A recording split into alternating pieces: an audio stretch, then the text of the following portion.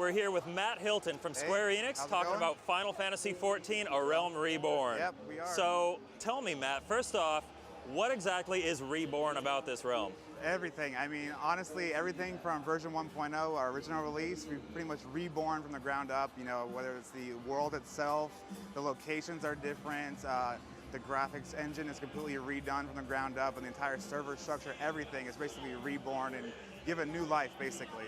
Right on.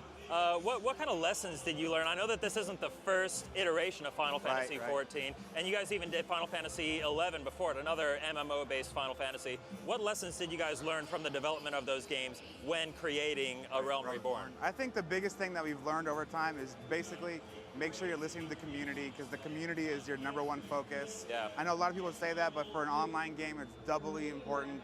It's really important for us to be transparent as much as possible and tell them, you know, hey, here's what we're working on, here's what we're doing. We want to get your feedback, and you know what we've been doing for A Realm Reborn. Ever since we closed down version 1.0 last year, we've been in alpha testing, beta testing, and every weekend we're collecting more and more feedback. And I think we recently launched a huge update where we're telling everybody exactly, we're being as open as possible to let them know what's changed and what's different.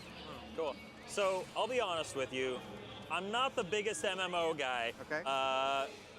I understand that this one has a lot of tidbits that might get me interested, though. Yes. Can you go into detail about why I should be interested in Final Fantasy XIV? Yeah, A Realm for sure. Reborn? I mean, honestly, this is a Final Fantasy game. You know, Final Fantasy is a huge franchise over 25 years, tons of titles, tons of content, and it's important for us to make sure that we're using that heritage properly in Final Fantasy XIV. Our producer and director Yoshida is a huge Final Fantasy gamer himself, and he's doing a lot to bring in a lot of the content and ideas and, you know, things that players love. You know, we have our chocobos, our Moogles, Sid is flying his airship and things like that, but it's not just that, it's also you know, really important things from other Final Fantasy, like Magitech armor we're bringing in, and Final Fantasy VII, you know, we have the limit break system, we're incorporating that into Final Fantasy XIV. So no longer is it just about, you know, playing an online game, but it's a Final Fantasy game first and foremost too, you know.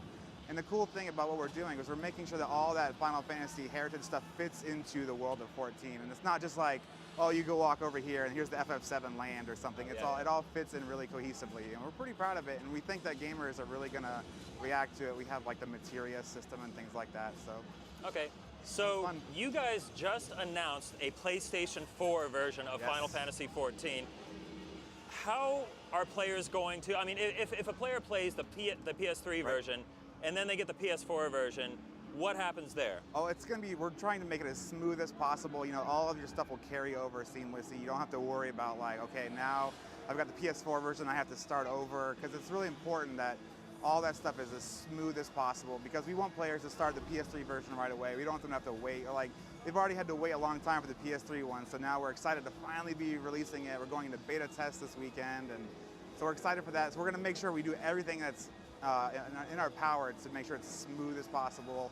You don't have to worry. Cool. Let's talk about weapons and loot a little bit. I mean, MMOs are, you know, you're obviously going to be collecting a lot of loot off of your fallen foes. What kind of stuff are we going to be looking for? Lots of Final Fantasy themed weapons? Any particular favorites of yours? Well, we've done a lot to make sure that the stuff is very unique. One of the things that our players have really reacted to positively is our primals. So primals are like the summons from other Final Fantasy games, like Ifrit and Titan and, you know, Garuda and things like that. And it's pretty cool. Like when you defeat them, you're actually able to earn weapons that are in the motif of those characters. So like a Garuda bow will have feathers on it, and like the Ifrit sword will have like a big nail of Ifrit. And so players have really been responding well to that. And it's pretty cool too, because like for armor, we made sure that we kept the iconic, the big Final Fantasy gear. Like the white mage has the white robe, the white outfit on. The black mage has the pointy hat and the black cloak on and things like that. So immediately when you see a character, you're like, I know this is a Final Fantasy game. I recognize this paladin, I recognize this warrior, the red outfit, the red armor. And so we're making sure that we're keeping all that in Final Fantasy XIV. Okay, let's talk about the setting of the game. What's the name of the world in which Final Fantasy XIV takes place? The world is Hydaelyn, but everything takes place in the realm of Erzea. So it's basically where everything is happening. A lot of the empire is coming in. Things are in turmoil.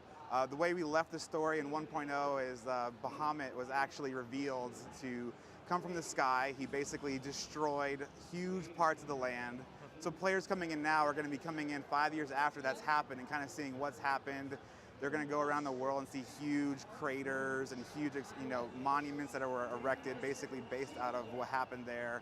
And so it's going to be really cool to see players really exploring the setting. And we made sure that, before we had an issue where it was a lot of it was repeated and it was a lot of like, okay, I've seen this jungle before, it's over here now.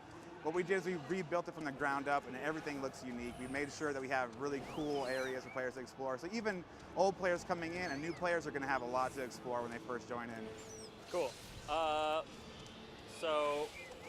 Chocobos. Cool. Chocobos, yes. We have a new system we're introducing in Final Fantasy XIV, Realm Reborn, called the Companion System.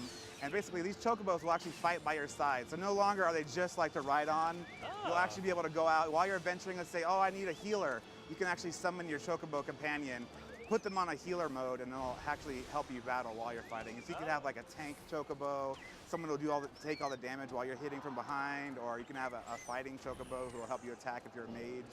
So that's one of the big companion things. system, does that include other creatures as well? Yes, it does. We have talked a little bit about some of the other things that will be there, like perhaps the Magitech stuff from Final Fantasy VI we may be saying something about. Awesome. But yeah, we should keep an eye out for more updates on that soon.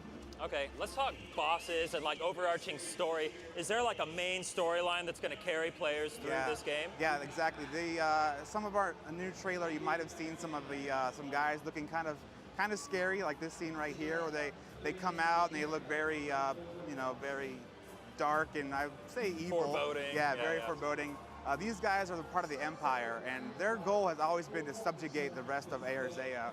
And the Beastmen are kind of, against the Empire. The free people are trying to fight the Empire because the Empire basically just wants to take over. Yeah, exactly. Yeah. So that's going to be one part of the story, and also finding out exactly what happened to Bahamut is going to be another major part because he's a very important character going forward, as well as those summons I mentioned, those primals like Ifrit and Garuda, and seeing how all that stuff kind of fits together to form this like cool story as you go forward is going to be a big challenge. Cool. Looks like we're just about out of time here, but you mentioned a beta earlier. Yes. Let's talk about that. How can players get in on this beta? So they can go to our website and sign up.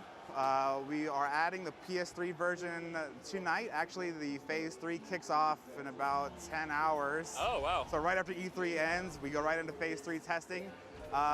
They can sign up, and we've been sending out tons of keys. We know that PlayStation 3 users are really excited about it, and they've been waiting a long time, so now we're really excited to start getting those keys out to them so they can join in. And we're looking forward to getting their feedback, because this is the first time that they're going to be able to touch the game, and we're really excited to hear what they have to say about it. Awesome. Well, you heard the man. Final Fantasy XIV, A Realm Reborn. Beta launches tonight on PlayStation 3. Yep. Go check it out.